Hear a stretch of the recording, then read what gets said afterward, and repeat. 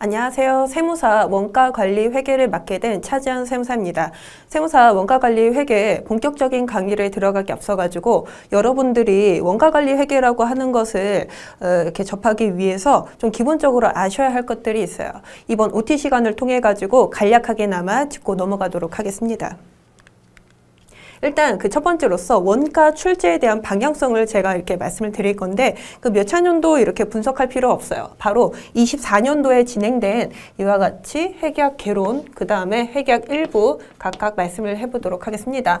여러분들 일단 저희 1차에서 회계학 개론이라고 해가지고 뭐 선택 과목도 아니에요. 필수 과목으로 여러분들이 반드시 문제에 대한 풀이를 해주셔야 된다는 거죠. 그런데 회계학 같은 경우에는 재무회계하고 원가관리회계 두 가지로 구분이 되어 있죠. 재무회계 같은 경우에는 25문제, 그에 반해서 원가회계 같은 경우에는 원가관리회계죠. 15문제로 구성이 되어 있습니다. 아무래도 재무회계, 원가관리회계, 여러분들의 입장에서는 회계라고 하는 과목 한 가지를 보는데 두 가지의 내용이 복합적으로 이렇게 출제가 되고 있다 보니까 아무래도 다른 과목들에 비해서 조금 비중이 높다 혹은 내용이 조금 더 많다라고 느껴지실 수가 있습니다. 여기서도 마찬가지예요. 회계학 일부 같은 경우에도 재무회계, 그 다음에 원가관리회계 두 가지로 구성이 되어 있죠.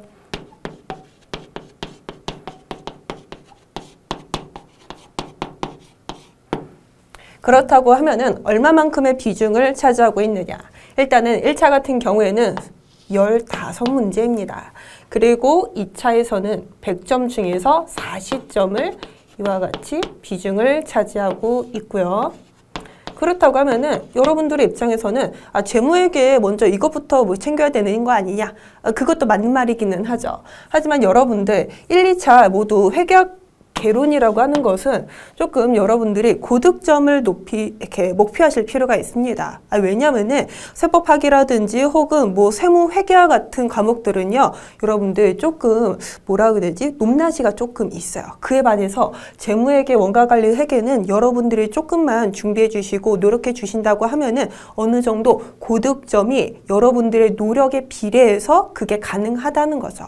그 중에서도 원가관리 회계 같은 경우에는 아무래도 왁구 위주의 문제풀이가 주를 이루고 있습니다.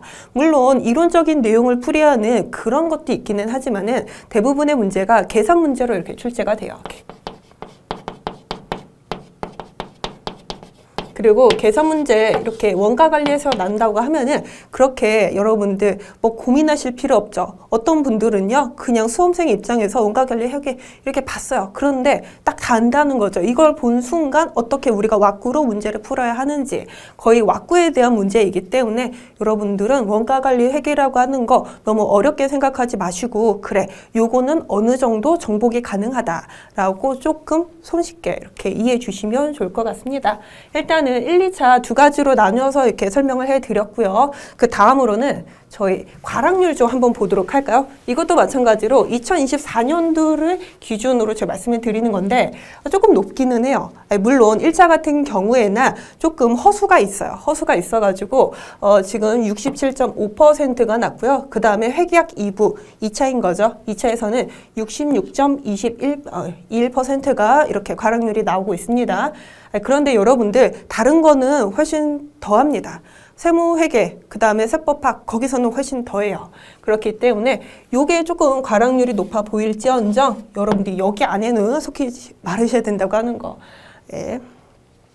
그 다음에 학습 방법, 요것 좀 말씀드리려고 하는데 여러분들 굉장히 간단해요. 여러 가지 방법들이 막 이렇게 나와 있다고 뭐 이렇게 학원가에서는 말을 하기는 하는데 크게 4가지로 이렇게 요약이 될 수가 있습니다. 일단은 그 첫 번째로는 왁구예요. 왁구를 숙지하셔가지고 반복적으로 연습을 해주셔야 된다라는 거죠. 여러분들은 문제를 보는 순간 이것이 내가 풀 수 있을지 말지를 우선적으로 이렇게 판단을 해주셔야 되는 거고, 만약에 풀 수 있어요. 그렇다고 하면은 빨리 풀이를 해주셔야 되거든요. 그러기 위해서는 내가 이 문제에서는 어떤 왁구를 사용을 하고 그 왁구를 사용을 했을 때 여러분들이 정답으로 이렇게 계산을 할 수 있는지, 그게 반복적인 숙달을 통해 가지고만 완성이 된다라는 그 말인 거죠. 그 다음에 그 두 번째로는 계산 문제는 반드시 손으로 하셔야 된다라는 거예요. 어떤 분들은 단순히 이렇게 동영상 강의만을 듣고 그래 좀 알겠어 이렇게 머리로는 이해하시겠지만은 사실 우리가 기출문제를 풀이하고 진짜 점수를 맞는 거는 여러분들이 손으로 직접 이렇게 계산 문제를 이렇게 풀이를 해주셔야 된다는 거잖아요. 머리가 아닌 손이 중요하다라고 하는 거죠. 그렇기 때문에 회계학이라고 하는 것은 어느 정도 여러분들이 계산기에 조금 익숙해지실 필요가 있습니다. 계산기가 굉장히 중요해요. 어떤 분들은 계산기를 딱딱 두드리는데 오타도 없이 오탈자도 없이 그냥 내가 의도했던 내용들이 모두 이렇게 구현이 되는 거에 반면에 어떤 분들은 조금 숙달이 덜 됐어요. 그래가지고 조금 1차 준비하시는 과정 중에서는 조금 오류가 발생할 수 있는데 그 오류를 줄여야지만 여러분들이 득점률이 올라가는 거죠. 그렇기 때문에 반드시 계산 문제는 내가 눈으로 보는 것이 아니라 손으로 풀어주셔야 된다라고 하는 거 말씀을 드리도록 하겠습니다. 일단은 그리고 세 번째 한번 보시도록 할까요?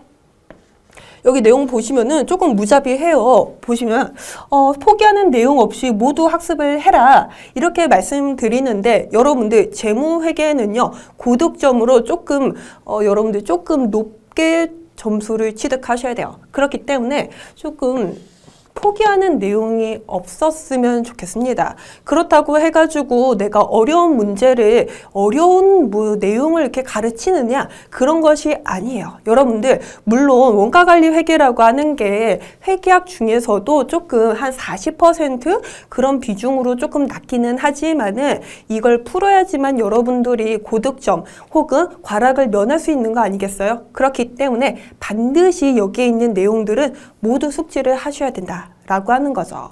어떤 분들은 나는 1차 같은 경우는 바로 이렇게 붙고 2차 바로 동차로 갈 거야. 그렇기 위해서는 난 조금 전략적으로 문제를 풀이를 해야 돼. 그리고 동영상을 들어야 돼. 그렇게 생각하시는 분들이 꽤나 계세요. 그런데 회계학 그중에서도 재무회계, 원가관리 회계는 기본이 이렇게 흐트러져서는 안 됩니다. 그렇기 때문에 그 기본을 탄탄하게 쌓아가는 과정 중에서는 반드시 이와 같이 모든 내용이 숙지가 되어 있으셔야 된다라고 하는 거죠. 그 다음에 마지막 네 번째 말씀드리도록 할게요. 여러분들 여기서 제가 어떻게 말씀드리고 있는 거예요? 예습은 할 필요가 없다. 라고 하는 거죠. 솔직히 회계학이라고 하는 거 여러분들 뭐 경영학과 이렇게 학습 전공하시는 분들은 뭐 이렇게 회계학 혹 뭐 세법 이렇게 들어보신 분들도 있을 거예요. 하지만 전혀 다른 과목을 내가 배운 상태에서 혹은 사회생활을 하다가 세무회계를 이번에 처음 접하신 분이라고 하면은 사실 어떤 책을 봐도요 이렇게 눈으로 보기는 해도 그 내용이 머리로 이렇게 이해가 되지는 않는다라고 하는 거죠. 그게 저희 세무사 학습에서도 그렇게 틀리지는 않다고 봐요. 그렇기 때문에 세무회계 굉장히 낯설고 조금 이해가, 강의가 필요한 과목이다라고 하는 거죠. 이해를 돕기 위해서 여러분들에게 여러 가지 내용들을 말씀을 드릴 텐데 그게 생으로 이렇게 책을 보는 것보다는 그래도 어느 정도의 효과가 있다는 거죠. 그러기 위해서는요. 너무 쓸데없이 예습하는 과정에서 힘 빼지 마셨으면 좋겠습니다. 다만 복습하는 과정이 훨씬 더 중요하다는 거죠. 여러분들이 그때그때 동영상 혹은 뭐 여러 가지 강의를 듣고 그 다음에 바로 복습을 해주시는 게 어떠한 과목보다 세무회계에서는 조금 더 효과적이다 라고 말씀을 드리고 싶습니다. 예습하지 마세요. 그 다음에 그 네 번째로 제가 수업할 어떤 방식으로 할지 그걸 말씀드릴 거거든요. 수업 방식. 일단은 여러분들 이 원가관리라고 하는 게 그래요. 조금 이해를 이렇게 요하기도 하지만 결국에는 암기거든요. 근데 암기가 그냥 되지는 않아요. 그렇기 때문에 암기를 하기 위해서는 어떠한 이해가 필요한데 여러분들이 손쉽게 암기하고 그리고 이해할 수 있도록 이왕이면은 이해 위주의 이론적인 설명을 곁들여 가면서 여기다가 설명됐으면 이제 계산을 해야 되는 거겠죠. 문제 계산을 이렇게 순차적으로 한번 진행을 해볼 그럴 심사입니다. 이해 위주의 설명이라고 하는 거 여러분들한테 내립다 이거 외우세요 그렇게 말씀드리지 않는다는 거죠. 그렇다고 하면은 이 이론 강의를 뭐 여러 타 이렇게 강의를 들을 필요는 없는 거잖아요. 그 다음에 그 두 번째, 왁구의 중요성 및 계산 문제 적용. 여러분들 제가 아까도 말씀드렸겠지만은 왁구라고 하는 것은 저희 특히나 원가관리 회계에서는 굉장히 중요합니다. 여러분들이 왁구가 제대로 이렇게 반드시 이렇게 되어 있어야지만 그 문제 안에서 이렇게 흐트럼 없이 여러분들이 대입을 하실 수가 있어요. 그렇기 때문에 왁구의 중요성 계속적으로 말씀을 드리면서 어떠한 이론에서는 어떠한 계산 문제에서는 이렇게 풀이를 해라 라고 하면서 일정한 틀을 말씀을 드린다라고 하는 거죠. 근데 왁구 가지고 우리가 문제가 다 이렇게 성립이 되겠습니까? 어떤 문제는요, 난이도가 엄청 높기도 하고 혹은 어떠한 조금 이론적인 내용들이 조금 복합된 그런 응용 문제도 이렇게 있다는 거죠. 그렇기 때문에 계산 문제를 적용하는 것도 중요하게 다루면서 이렇게 이론 강의를 진행해 볼 생각이에요. 그 다음에 그 세 번째로는 기출문제 위주의 객관식 문제 파악이라고 되어 있습니다. 여러분들 세무사에서는요, 굉장히 기출문제라고 하는 게 중요합니다. 얼마만큼 중요하냐면요, 나중에 여러분들이 세무사 1차 혹은 세무사 2차 막바지에 달했을 때에는요, 다른 거 보지 않아요. 바로 기출문제만 돌리면서 어느 정도 내가 숙달이 되었는지를 파악을 한다는 거죠. 여러 가지 물론 문제가 있기는 해요. 어떤 학원에서 어떤 강사가 어떤 문제를 만들었다더라. 어떻게 어렵게 문제를 꼬아가지고 출제를 했다더라. 근데 사실 그거는 그냥 강사의 입장에서 문제를 만든 거고 그 사람이 문제를 출제하는 출제위원 자체는 아닌 거잖아요. 그렇죠? 그렇기 때문에 출제위원이 어떻게 문제를 구성하기를 좋아하느냐, 선호하느냐, 그 사람의 선호도를 알아야 된다는 거예요. 그렇기 때문에 기출 문제가 굉장히 중요합니다. 되도록이면은요, 많은 문제가 있어도 여러분들 뭐 회계사 물론 중요하기는 해요. 회계사에서 나왔던 문제가 세무사에 그렇게 접목이 되기도 하고 연관성이 높거든요. 그래도 세무사 기출문제를 우선시하면서 이렇게 문제를 풀어 나가시길 바랍니다. 물론 여기에서의 그 내용도 강의도 그렇게 진행이 될 예정인 거고요. 그래요. 일단은 이론을 배우고 약간 기출문제에서 나왔던 그런 패턴의 객관식 문제를 풀이를 할 거다라고 하는 거죠.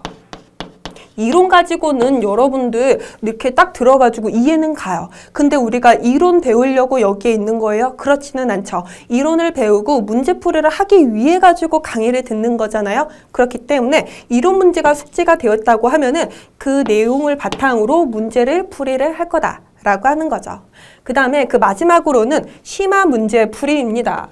여러분들 물론 객관식, 기출문제 굉장히 중요하다 제가 이렇게 말씀을 드리지만은 이게 그런 때가 있어요. 조금 난이도가 조금 높게 나오고 조금 꼬아서 나왔을 때 굉장히 많은 분들이 좌절을 하고 약간 멘탈이 나가잖아요. 그런 대비를 위해 가지고 심화, 조금 난이도가 높은 문제도 간간히 섞어가면서 여러분들에게 원래 원가관리 회계는요, 요런 것도 나와요. 저런 것도 나와요. 그러면서 약간 매운맛 문제를 여러분들한테 조금 맛보기 형식으로 우리가 이렇게 진행이 될 거다라고 하는 거죠. 이 쉬운 문제만 하는 것은 재미가 없잖아요. 여러분들 쉬운 문제에 익숙해지잖아요. 그거 이렇게 풀이하고 싶지도 않아요. 어느 정도 난이도가 있는 문제 이렇게 섞어가면서 하면은 여러분들 재밌죠? 원가관리 회계라고 하는 것은 재밌는 과목이에요. 예. 그 다음에 그 5번째 강의의 흐름 말씀드리도록 할 텐데, 일단은 여러분들이 지금 듣고 있는 강의는 세무사 원가관리 회계라고 하는 것이 어떻게 진행이 될 것인가, OT거든요. 오리엔테이션. 근데 본격적인 강의는 이와 같이 굉장히 세부적으로 이렇게 나누어 가지고 진행이 돼요. 일단은 입문 과정을 통해 가지고 그래, 원가관리 회계라고 하는 것은 요런 느낌이구나, 이런 흐름으로 진행이 되는구나 라고 하면서 대략적인 여러분들의 그걸 갖는 거죠. 요렇게 되겠구나. 그래가지고 그렇게 이렇게 긴 시간을 가지면서 이렇게 진행이 되지는 않아요. 여러분들의 맛보기 형식으로 이렇게 진행이 된다는 거죠. 본격적인 내용은 기본 이론. 기본 말 그대로 기본인 거죠. 심화적인 내용은 이렇게 들어가지도 않아요. 왜냐하면은 기본 이론에서 너무 어려운 걸 이렇게 접목하다 보면은 여러분들 다 도망가세요. 다 도망가세요. 그래가지고 기본 이론을 통해 가지고 여러분들이 어느 정도 나 이게 좀 알겠어, 기초적인 내용은 이제 숙지가 되었다라고 하시면은 이제 매운맛으로 들어가야 된다는 거죠. 그쵸? 그 과정에서 심화 이론을 나갈 겁니다. 심화 이론에서는 여러분들 이게 객관식, 원가 관리라고 하는 게 1차에만 있는 게 아니잖아요. 2차에도 있죠. 그렇기 때문에 2차를 위한 조금 심화 내용을 추가적으로 다룰 거고요. 2차 같은 경우에는 객관식이 아니라 주관식으로 진행이 되죠. 그렇기 때문에 어느 정도 여러분들의 풀이를 제대로 이렇게 여러분들이 진행을 할 수 있는지 그런 것에 대한 훈련도 같이 진행을 할 겁니다. 그 다음에 여러분들 이론이잖아요. 지금까지 여러분들이 배웠던 거는 이론에 불과합니다. 근데 이론 가지고는 안 된다고 말씀드렸죠? 바로 객관식 문제 풀이를 진행을 할 거예요. 여러분들 이론만 가지고 이렇게 계속 하시면은 이제 나 좀 아는데? 라고 이렇게 조금 자만심에 빠질 수가 있어요. 왜냐면은 여러분들은 아직 객관식도 보지 않았고 그 다음에 2차 원가관리 회계도 아직 안 봤기 때문인 거죠. 그래가지고 이와 같이 객관식 문제를 통해 가지고 여러분들이 내가 배웠던 게 이렇게 적용이 될 수도 있구나 라고 하면서 내가 배웠던 내용을 다시 일깨우고 그 다음에 객관식 문제 풀이에 조금 대비할 수 있는 그런 과정을 이와 같이 객관식 문제 풀이를 통해서 진행해 볼 예정입니다.